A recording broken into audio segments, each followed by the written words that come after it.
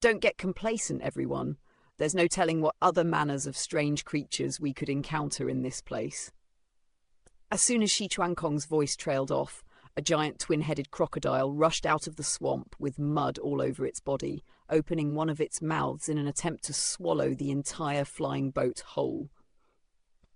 "You spoke it into existence, Brother Shi," Fox 3 said with an amused smile. Shi Chuankong paid no heed to him as he made a hand seal, conjuring up a seemingly extremely thin silver light barrier around the flying boat.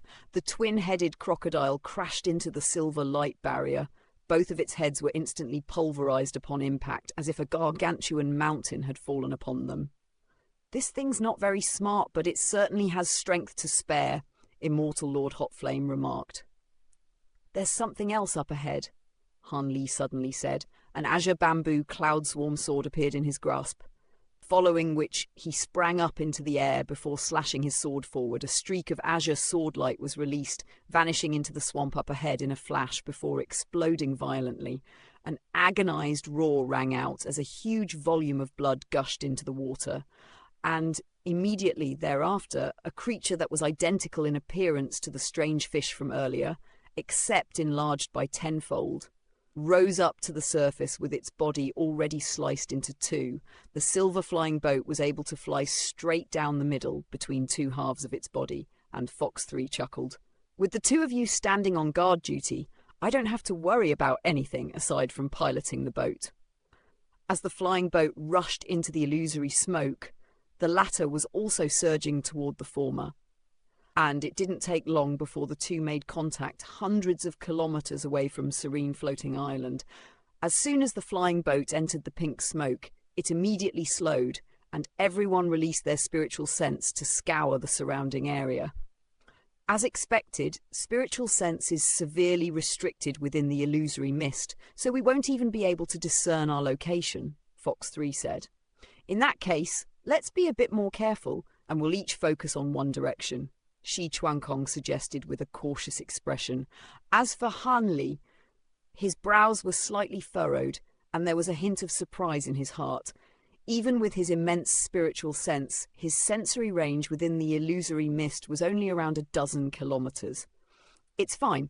I'll be able to sense it if the sect ruins emerge," Immortal Lord Hotflame assured. He flipped a hand over as he spoke to produce a Longan-sized pink bead, which appeared to be no different from a normal clam pearl, except it was riddled with tiny golden runes that were flashing incessantly. "What's that?" Shi Chuankong asked. "This is a true mantra bead that was given to me by my master. Originally, it was only meant as something to facilitate convenient travel for me within the sect, allowing me to use the teleportation arrays in the sect as I please. But in the wake of the sect's destruction, this is perhaps the only bead of its kind left in the outside world." Immortal Lord Hotflame replied with a reminiscent expression. "So you're saying this true mantra bead can help us find the ruins?" Han Li asked as he raised an eyebrow.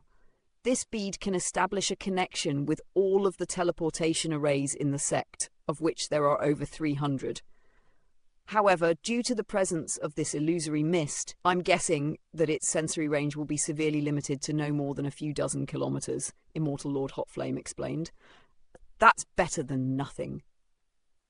If we can find an intact teleportation array, perhaps we'll be able to teleport straight into the true mantra sect," Fox 3 said. Han Li cast his gaze into the distance as he listened to the ongoing conversation, and he spotted a corner of a building's roof jutting out of the mist up ahead. Immediately thereafter, a 3-story archway that was around 1,000 feet tall came into view. It was extremely dilapidated, and it looked as if it wasn't all that far away from toppling over entirely. "This is the Black Beam Archway, one of the 10 archways on the Merchant Street in the sect," Immortal Lord Hotflame exclaimed upon catching sight of the archway. "Looks like we're in luck," Fox 3 said with an elated expression, and the flying boat began travelling in that direction at his behest. "Hold on, fellow Taoist Fox 3, you're running into an illusion!" Han Li suddenly declared. The flying boat drew to a sharp halt over 1,000 feet away from the archway, and everyone turned to discover a peculiar purple light glowing in Han Li's eyes. "Those are infernal devilish eyes, fellow Taoist Li," How did you master this spirit eye ability of our devil race? Xianxia asked as his brows furrowed slightly. I came across the secret technique by chance, and I just so happened to have dabbled in a devilish cultivation art in the past, so things worked out quite well for me, Han Li explained in an ambiguous fashion. A hint of befuddlement flashed through Xianxia's eyes upon hearing this, but he didn't pry any further. As for Immortal Lord Hot Flame, he couldn't help but turn to Han Li with an intrigued look on his face. They were both late, golden immortal cultivators, but Han Li struck him as someone completely unfathomable. Looks like fellow Taoist Li was the perfect final member to round out our group, Fox 3 praised, then swept a sleeve through the air, sending a streak of light hurtling toward the archway. In the instant that the streak of light struck the archway, a vast expanse of silver radiance erupted forth, forming a giant silver vortex with a radius of over 1,000 feet. The vortex was releasing a burst of terrifying spatial power that twisted the entire archway into a ball before devouring it, and in the end, all that remained was a fist-sized black hole that also slowly disappeared. Fox 3's smile instantly stiffened slightly upon seeing this. Thank heavens fellow Taoist Li was able to see through the illusion, otherwise we would have most likely already been sucked into a spatial rift by now, Xianxia said with a hint of lingering fear in his voice. Right as his voice trailed off, an intoxicating aroma began to spread through the area, and everyone looked around to discover that a large area of palatial structures had appeared within the mist.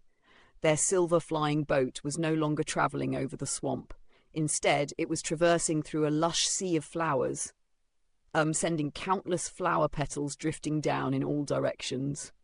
Around the sea of flowers was a series of intricate pavilions and pagodas that connected to the palatial structures in the distance, and there was a group of gorgeous celestial maidens in palace dresses standing on a covered bridge.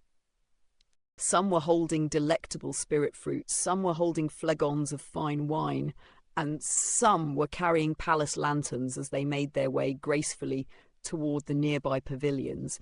There were many immortals seated in these pavilions, sharing wine, reciting poetry, or playing Go, and it seemed that Han Li's group had unwittingly stumbled its way into a banquet. The flying boat immediately drew to a halt at Fox 3's behest, and he turned to Xianxia as he said, "Your divine spirit pills don't seem to be working, Brother Xi. Why are these illusions only becoming more and more potent?"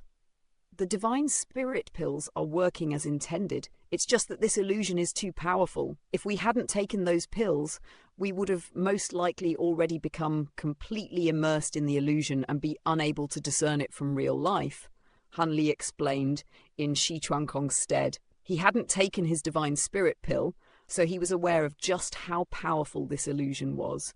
If he hadn't already channeled his spirit refinement technique to protect his own consciousness, even he would have most likely already fallen prey to it. "Fellow Taoist Li, can you dispel this illusion with your spirit eye ability?" Immortal Lord Hot Flame asked. "My spirit eyes can only help us avoid danger, but it can't dispel illusions. However, I think fellow Taoist Xi can perhaps dispel part of the illusion by using his spatial law powers to force back some of the nearby illusory mist," Han Li replied. "Theoretically that's possible, but it would be far too taxing, and I won't be able to dispel any illusions that encompass large areas. So I'm afraid that's not a very feasible solution," Xianxia said as his brows furrowed slightly.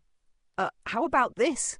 We'll have fellow Taoist Li use his spirit eyes to help us avoid danger, while fellow Taoist Hot Flame uses his true mantra bead to detect for teleportation arrays. Once we discover something, we'll get Brother Xi to dispel the illusion in that area. As for myself, I'll continue to pilot the boat," Fox 3 proposed.